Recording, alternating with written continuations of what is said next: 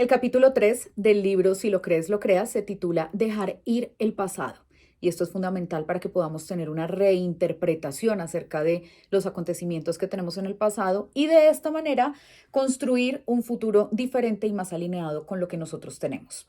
El libro nos menciona 4 personas importantes a las que debemos perdonar. La primera, nuestros padres. Y es importante que dejemos de lado la idea de lo que nos hubiera gustado recibir de ellos o lo que no recibimos, porque el contarnos constantemente esta historia nos mantiene en ese personaje de ser adultos, pero viviendo desde el niño herido y justificando también el que no podamos avanzar en nuestra vida porque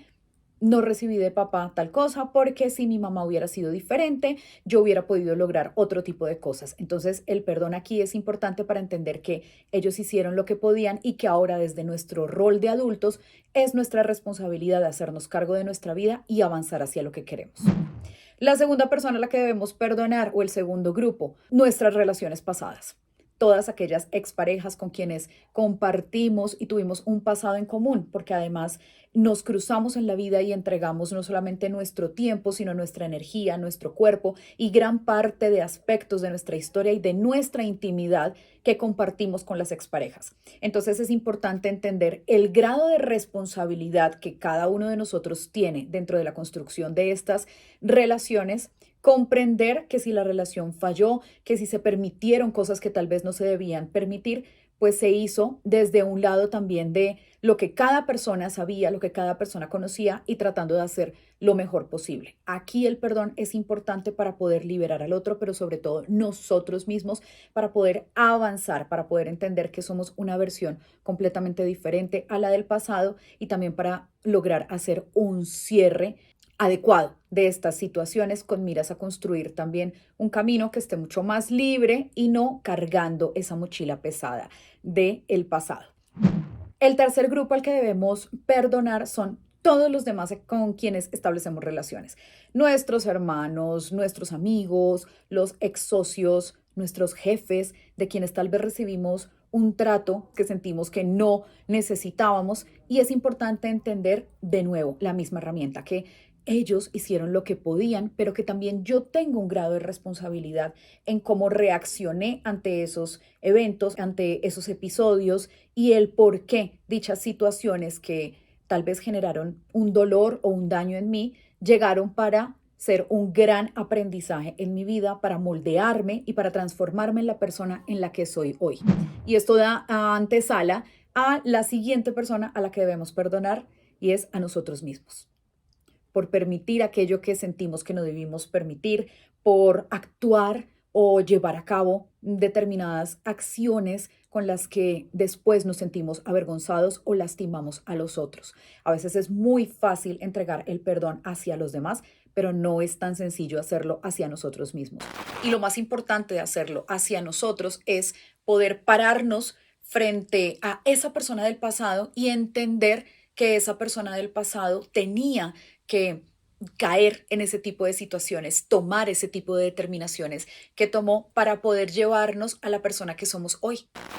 Y para que puedas llevar a cabo ese objetivo con una mayor liberación, es importante que tú te conviertas en tu propio terapeuta y que uses una herramienta muy sencilla, pero que te va a permitir liberar todas estas emociones y es la escritura. Es una herramienta que me ha servido en mi propio proceso para darme cuenta también de mi sistema de pensamiento, de cómo manejo en algunos momentos ciertas emociones, pensamientos sobre mí y sobre los otros. Entonces, el escribir, lápiz y papel van a ser tus mejores compañeros y el ejercicio que se propone dentro de este capítulo es hacer una carta. ¿A quién? A cualquiera de estos 4 grupos, una carta a tus padres, una carta a tu expareja o exparejas, a las otras personas de tu entorno e incluso a ti mismo.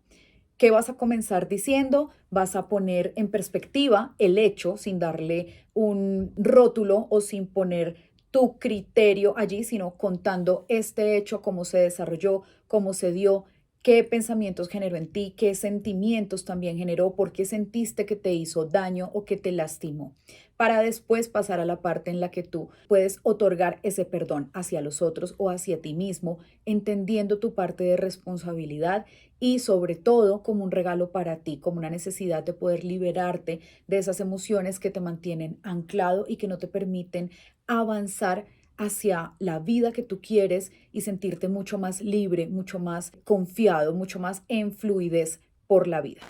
Esta carta, si tú deseas, puedes conservarla para ti, pero si no, y es una gran ayuda, puedes entregarla a la persona en cuestión. Incluso si es a ti mismo, puedes hacer también un pequeño ritual para leértela en voz alta, para celebrarte ese proceso de perdón que has tenido hacia ti mismo.